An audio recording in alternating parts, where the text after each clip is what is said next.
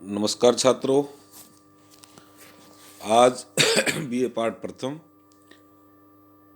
Paper प्रथम राजनीति विज्ञान के मूल आधार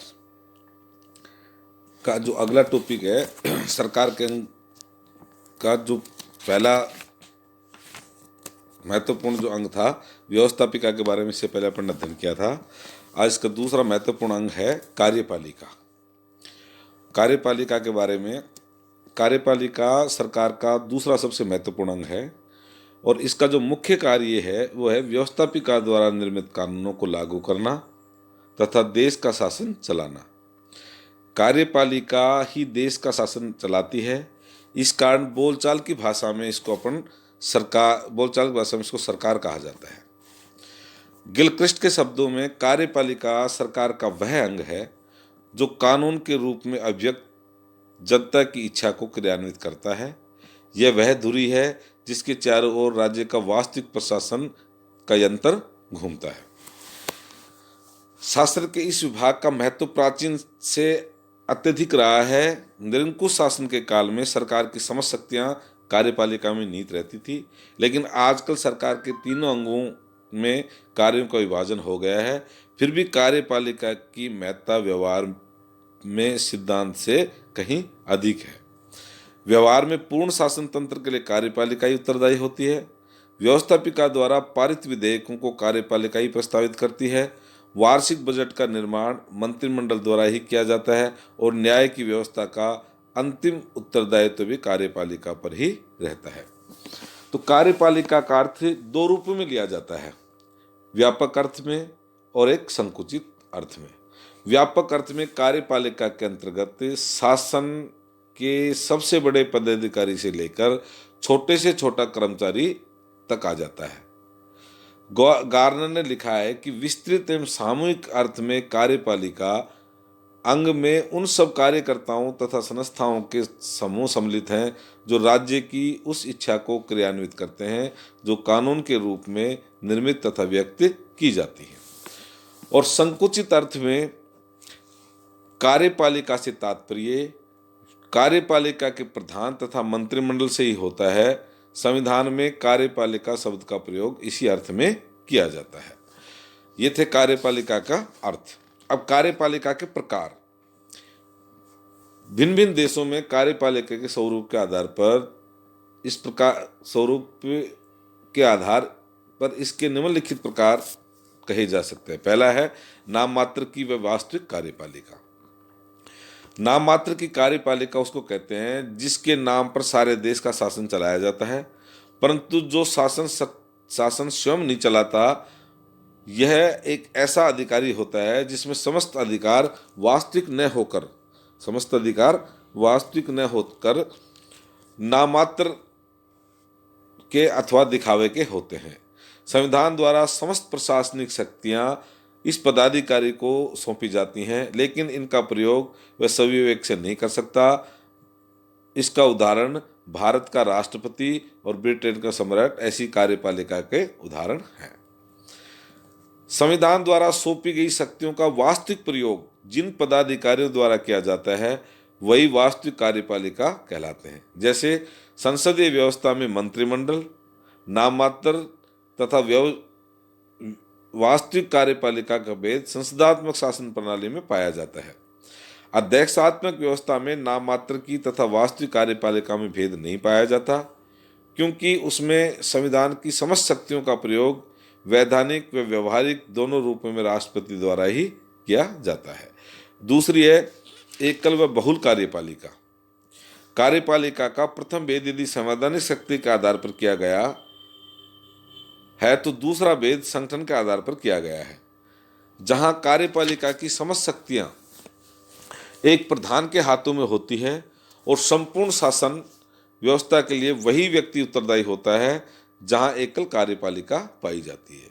इसमें इंग्लैंड, भारत, फ्रांस, अमेरिका इत्यादि एकल कार्यपालिका के उदाहरण हैं।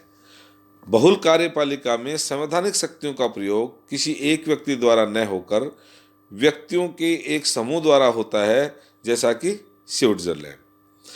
यह कार्यपालिका शक्ति संघीय परिषद के साथ सदस्यों में निहित है। पूर्व में सोवियत रूस के प्रेसिडियम भी बहुत बहुल कार्यपालिका का उदाहरण है। स्टालिन ने इसे सामूहिक राष्ट्रपति की संज्ञा भी दी है। यद्यपि बहुल कार्यपालिका की अनेक विशेषताएं हैं, परंतु फिर भी व्यवहारिकता की दृष्टि से वर्तमान समय में यह अधिक सफल नहीं हो पाई है। तीसरी है संसदीय व अध्यक्षात्मक कार्यपालिका। संसदीय कार्यपालिका वह है जिसका निर्माण संसद द्वारा होता है। इसमें व्यवस्थापिका और कार्यपालिका में अपूर्व गठबंधन रहता है। इसे मंत्रिमंडल कार्यपालिका भी कहते हैं, क्योंकि यही इस व्यवस्था में मंत्रिमंडल ही देश का वास्तविक शासक होता है। मंत्रियों के सभी सदस्य व्यवस्थापिका के सदस्य होते हैं और प्रत्येक कार्य के लिए वे प्रतिनिधि सदन के प्रति उत्तरदायी होते हैं। व्यवस्थापिका द्वारा अविश्वास का प्रस्ताव पारित कर मंत्रिमंडल को पद से हटाया जा सकता है। इस पद्धति में एक संवैधानिक प्रधान भी होता है, जिसमें नाम पर वास्तविक कार्यपालिका ही संवैधानिक शक्तियों का प्रयोग करती है। इंग्लैंड व भारत में इसी प्रकार की कार्यपालिका पाई जाती है। अध्यक्षात्मक कार्यपालिका उसे कहते हैं जो व्यवस्थापिका से बिल्कुल अलग रहती है। संविधान द्वारा दोनों में शक्तियों का बंटवारा रहता है और दोनों ही एक दूसरे के कार्य में प्राय हस्तक्षेप नहीं करती है। इस प्रकार की कार्यपालिका में राज्य की वास्तविक शक्तियां राष्ट्रपति या राज्याध्यक्ष में निहित होती हैं और वह अपने मंत्रियों की सहायता से शासन का संचालन करता है। मंत्री अपने कार्यों के लिए राष्ट्रपति के प्रति उत्तरदायी होते हैं, व्यवस्थापिका के प्रति नहीं।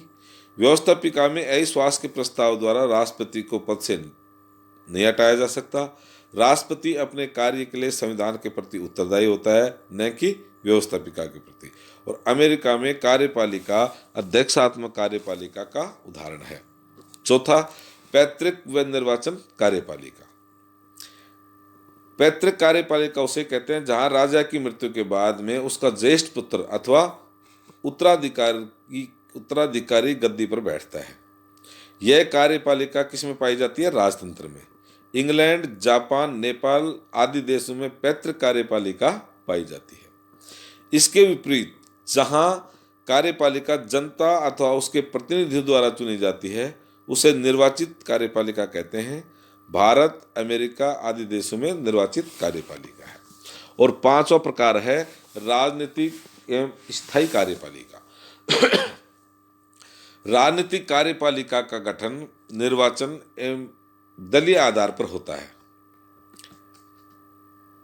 तथा इसका कार्यकाल निर्वाचन पर आधारित होने के कारण अस्थायी होता है। भारत में प्रधानमंत्री और मंत्रिपरिषद राजनीतिक कार्यपालिका के उदाहरण है।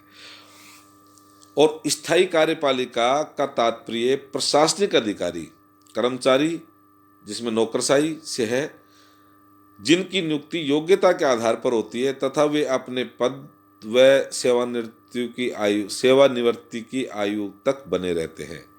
यह राजनीतिक दृष्टि से निष्पक्ष तथा तटस्थ रहकर कार्य करते हैं और इनका मुख्य कार्य राजनीतिक कार्यपालिका को सहयोग देने एवं उनके द्वारा निर्मित नीतियों को लागू करना होता है।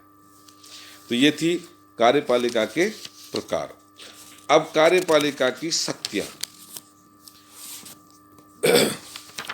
कार्यपालिका की शक्तियां क्या क्या हैं? कार्यपालिका का कार्य व्यवस्थापिका द्वारा निर्मित कानूनों को क्रियान्वित करना है, लेकिन आज के लोकतांत्रिक जन कल्याणकारी राज्य में राज्य के कार्य अत्यधिक बढ़ गए, जिसके परिणाम स्वरूप कार्यपालिका के कार्यों में भी वृद्धि हो गई है।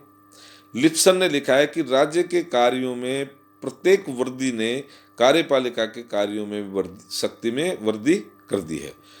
वर्तमान समय में कार्यपालिका निम्नलिखित कार्य करती है। कौन कौन सा? पहला कार्य प्रशासनिक कार्य। कार्यपालिका का सर्वप्रथम कार्य देश के आंतरिक प्रशासन की व्यवस्था करते हुए शांति व व्यवस्था को बनाए रखना। इसके अतिरिक्त शिक्षा, स्वास्थ्य, व्यापार, यातायात, उद्योग तथा कृषि आदि से संबंधित कार्य भी कार्यपालिका द्वारा ही किए जाते हैं। इन कार्यों के संपादन के लिए कार्यपालिका राज्य कर्मचारियों की नियुक्ति करती है तथा उनके अधिकार क्षेत्र व कर्तव्यों की व्यवस्था करती है। इन अधिकारों की पदोन्नति, अवंति तथा पदच्युति का कार्य भी कार्यपालिका ही करती है। दूसरा, कूटनीतिक कार्य। अपने इस कार्य के अंतर्गत कार्यपालिका विदेशों के साथ संबंध स्थापित करती है। वह अन्य देशों में अपने प्रतिनिधियों को भेजती है तथा दूसरे देशों से आए हुए राजदूतों का स्वागत करती है। कार्यपालिका दूसरे राज्यों के साथ राजनीतिक, सामाजिक, आर्थिक व सांस्कृतिक समझौते करती है और समय समय पर होने वाले अंतर्राष्ट्रीय सम्मेलनों में भाग लेती है। यद्यपि विदेश नीति पर व्यवस्थापिका का पूर्ण नियंत्रण रहता है, परंतु आज यह कार्य प्रमुख रूप से कार्यपालिका के क्षेत्राधिकार में ही आ गया है और व्यवस्थापिका वैदेशिक संबंधों संचालन में बहुत कम भाग लेती है। तीसरा कार्य, सैनिक कार्य। विदेशी आक्रमण से देश की रक्षा करना कार्यपालिका का प्रधान कार्य है। इसके लिए कार्यपालिका जल, स्थल और नभ तीनों सेनाओं का संगठन करती है, उन पर नियंत्रण भी रखती है तथा उनके द्वारा देश की सुरक्षा करती है। आवश्यकता पड़ने पर वह किसी भी देश के विरुद्ध युद्ध अथवा संधि की घोषणा करती है। चौथा है, कानून निर्माण संबंधी कार्य। कार्यपालिका कानून निर्माण संबंधी भी कार्य करती है, लेकिन उनके ये कार्य शासन व्यवस्था के स्वरूप पर अत्यधिक निर्भर करते हैं। संसदीय व्यवस्था में कार्यपालिका को व्यवस्थापिका के समक्ष प्रस्तुत करती है। इसके अतिरिक्त व्यवस्थापिका द्वारा पारित विधेयकों पर अंतिम स्वीकृति राज्याध्यक्ष ही प्रदान करता है और अध्यक्षात्मक शासन में राष्ट्रपति व्यवस्थापिका को संदेश भेजकर कानूनों को प्रभावित करता है। उसे विलंबकारी निषेधाधिकार भी प्राप्त है, जिसके द्वारा वह किसी विधेयक को कुछ समय तक कानून बनने से रोक सकता है। इसके अतिरिक्त जब व्यवस्थापिका अपने सत्र में नहीं होती, उस समय कार्यपालिका आवश्यकता पड़ने पर क्या कर सकती है, अध्यादेश जारी कर सकती है, जो विधि के समान ही प्रभावित होते हैं। प्रदत्त व्यवस्था पर के द्वारा भी कार्यपालिका की विधि निर्माण संबंधी शक्ति में वृद्धि हुई है। पांचवा कार्य है, वित्तीय कार्य। कार्यपालिका वित्त संबंधी महत्वपूर्ण कार्य भी करती है। यह वार्षिक बजट को तैयार करती है और उसे व्यवस्थापिका के समक्ष प्रस्तुत भी करती है। बजट में आय व्यय का पूरा ब्यौरा होता है। राष्ट्रीय कोष की समुचित व्यवस्था के लिए कार्यपालिका के अंतर्गत एक वित्त विभाग रहता है, जिसे विभागीय व्यवस्था का केंद्र कहा जाता है। और छठा कार्य और छठी शक्ति है, प्राय प्रत्येक देश में कार्यपालिका को की न्याय संबंधी भी कुछ शक्तियां प्राप्त होती हैं। क्या कार्यपालिका के अध्यक्ष को क्षमा प्रदान करने का अधिकार होता है। वह न्यायालय द्वारा दिए गए दंड को कम भी कर सकती है। सर्व क्षमा भी की शक्ति के अंतर्गत कार्यपालिका एक ही अपराध से संबंधित अनेक परिस्थितियों को एक साथ क्षमा प्रदान कर सकती है। कार्यपालिका को यह क्षमादान की शक्ति मानवीय आधार पर और राजनीतिक व व्यवहारिक कारणों से प्रदान की जाती है। इसके अतिरिक्त देश के सर्वोच्च न्यायालय के न्यायाधीशों की नियुक्ति भी कार्यपालिका द्वारा की जाती है। वर्तमान समय में प्रशासकीय विभागों को भी अर्ध न्यायिक अधिकार प्राप्त होते हैं। प्रशासकीय विभागों द्वारा निर्णय की परंपरा इंग्लैंड में पुरानी है। और सातवां, अन्य कार्य। उपयुक्त कार्यों के अतिरिक्त अनेक देशों में कार्यपालिका कुछ इस प्रकार के कार्य भी करती है, जैसे उपाधियों का वितरण करना, विशिष्ट सेवाओं के बदले पेंशन अथवा अन्य प्रकार की सहायता प्रदान करना आदि। तो हम ये कह सकते हैं कि जन कल्याणकारी विचारधारा के कारण वर्तमान समय में कार्यपालिका के जो कार्य हैं उनमें निरंतर वृद्धि होती जा रही है। मानव जीवन का शायद ही कोई पहलू इससे अछूता बचा हो। यही कारण है कि आज व्यवस्थापिका की स्थिति इसके समक्ष गौण हो गई है। अब कार्यपालिका की शक्तियां हैं, उनमें वृद्धि के क्या क्या कारण हैं। वर्तमान समय में जहां व्यवस्थापिका की शक्तियों व व्यवहार में कमी हुई है, वहीं कार्यपालिका की शक्तियों में क्या हुआ है, वृद्धि हो रही है। आधुनिक समय में कार्यपालिका की शक्ति में वृद्धियों के मुख्य कारण क्या है। पहला कारण, राज्य के कार्यों में वृद्धि हुई है। दूसरा, कठोर दलीय अनुशासन। तीसरा, प्रदत्त व्यवस्थापन। चौथा, संसद की कार्यविधि के नियम। पांचवा, शासन की जटिलता। छठा, व्यवस्थापिका के निम्न सदन को भंग करने की शक्ति।